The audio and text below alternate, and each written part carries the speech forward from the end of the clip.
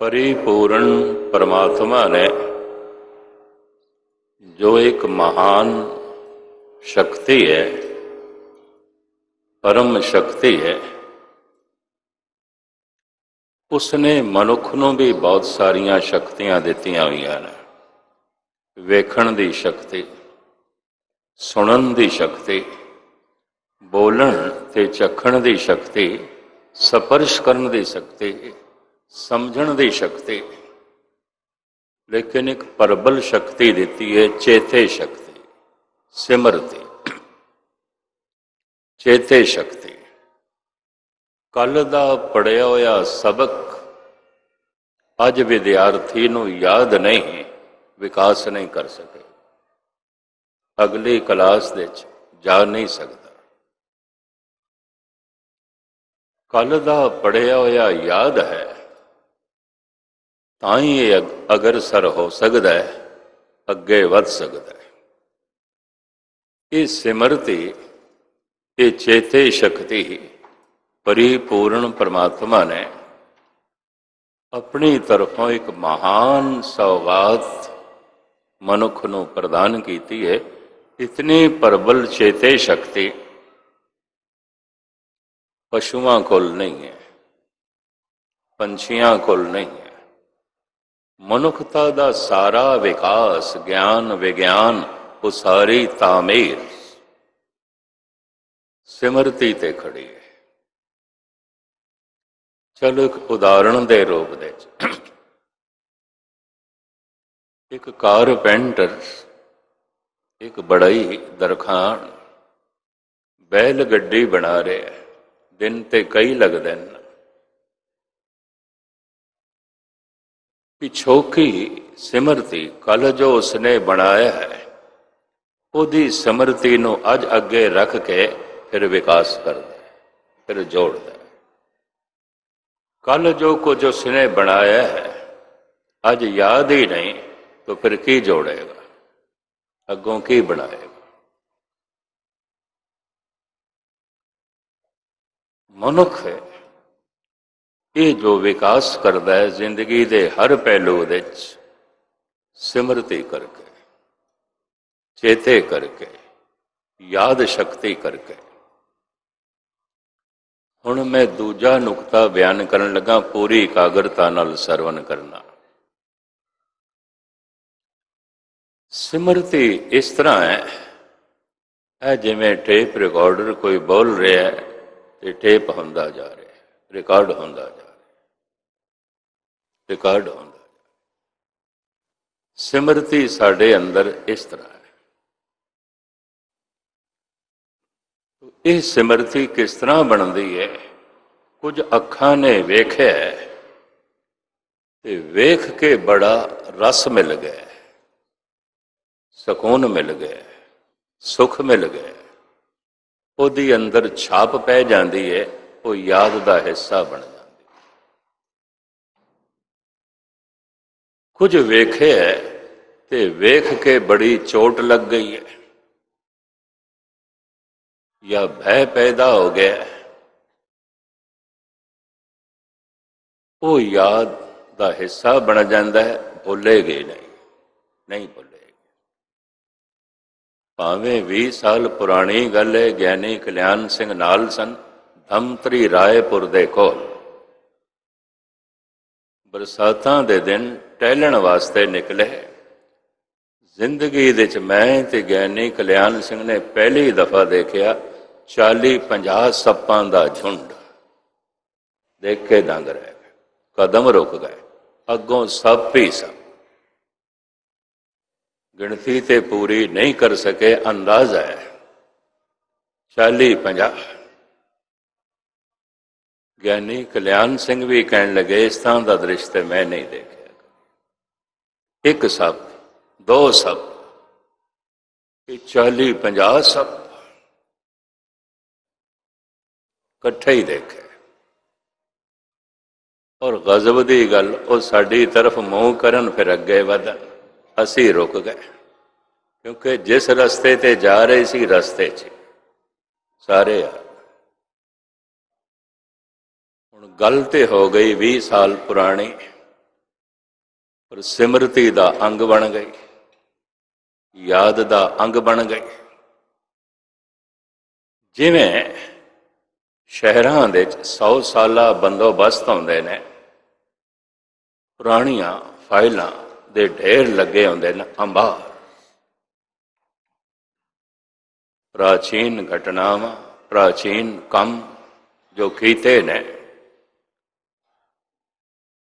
या इस तो इलावा होर जरूरी बंदोबस्त के संबंध जो लिखिया गया है,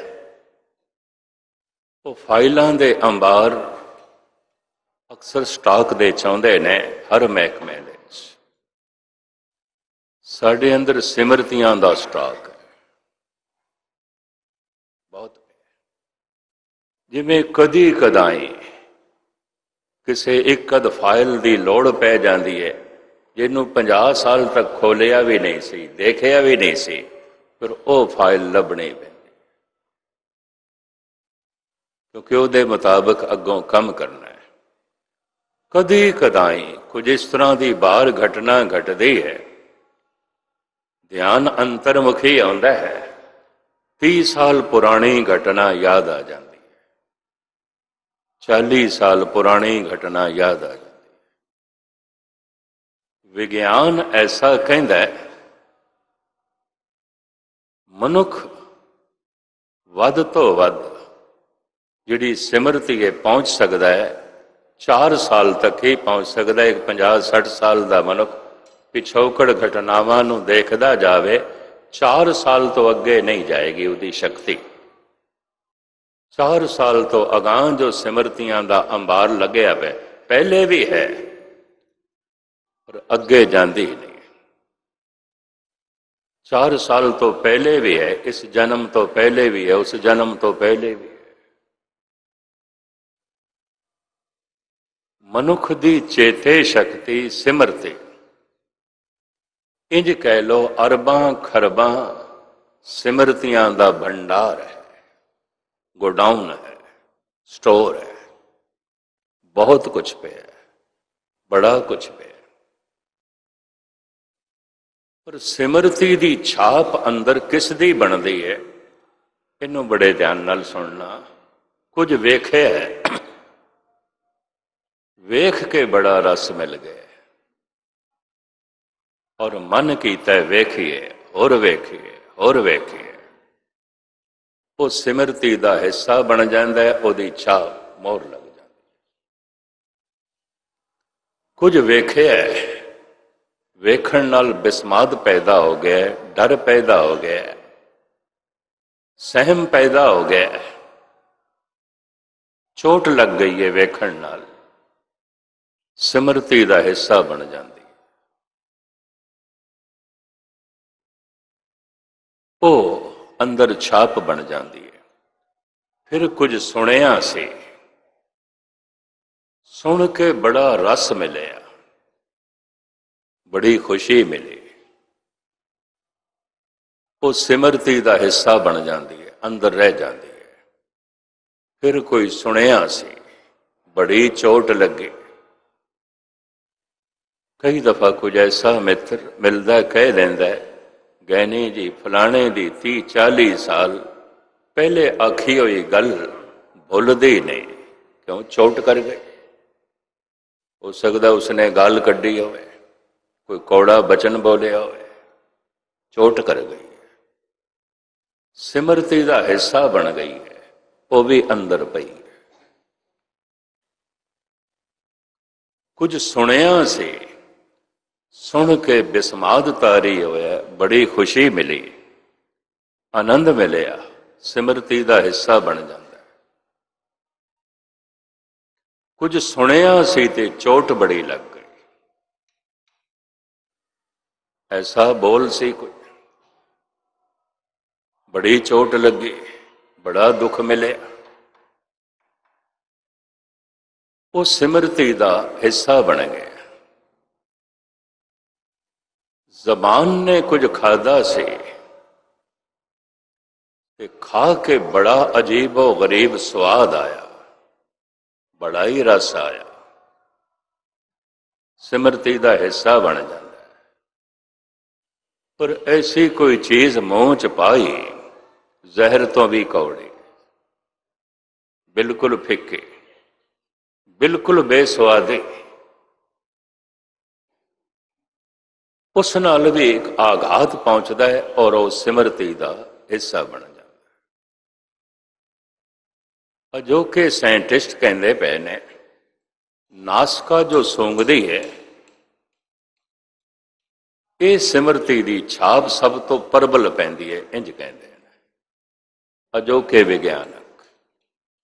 ਅੱਜ ਦਾ ਵਿਗਿਆਨ ਐਸਾ ਕਹਿੰਦਾ ਹੈ, ਕੁਝ ਸੁਗੰਧ ਜਿਹਨੂੰ ਸੂੰਘਦਿਆਂ ਬੜਾ ਰਸ ਆ ਗਿਆ, ਨਾਸਕਾ ਦੇ ਰਾਹੀਂ ਬੜਾ ਰਸ ਮਿਲ ਗਿਆ, ਸਿਮਰਤੀ ਦਾ ਹਿੱਸਾ ਬਣ ਜਾਂਦਾ ਹੈ। ਔਰ ਉਹ ਇਹ ਕਹਿੰਦੇ ਨੇ, ਬਾਕੀ ਇੰਦਰੀਆਂ ਨਾਲੋਂ ਇਸ ਇੰਦਰੀ ਦੇ ਛਾਪ ਜ਼ਿਆਦਾ ਪੈ ਜਾਂਦਾ ਹੈ, ਇੰਜ ਕਹਿੰਦੇ। ਕਿਸ ਆਧਾਰ ਤੇ ਕਹਿੰਦੇ ਨੇ, ਉਹ ਤੇ ਉਹਨਾਂ ਦੀ ਖੋਜ ਹੈ, ਪਰ ਕਹਿਣ ਲੱਗ ਪਏ ਨੇ। ਪਰ ਭਿਅੰਕਰ ਕੋਈ ਦੁਰਗੰਧ ਲੰਘਿਆ ਕਿਸੇ ਪਾਸੋਂ, ਬੜੀ ਭਿਅੰਕਰ ਦੁਰਗੰਧ, ਨੱਕ ਤੇ ਕਪੜਾ ਦੇਣ ਨੂੰ ਜੀ ਕੀਤਾ ਹੈ,